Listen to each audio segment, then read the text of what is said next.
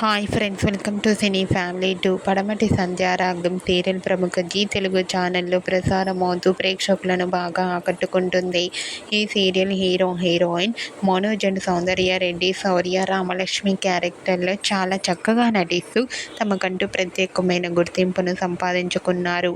శౌర్య Ramalakshmi G Telugu ఛానల్లో ప్రసారమయ్యే ప్రతి షోలో పాల్గొంటూ సందడి చేస్తూ ఉంటారు.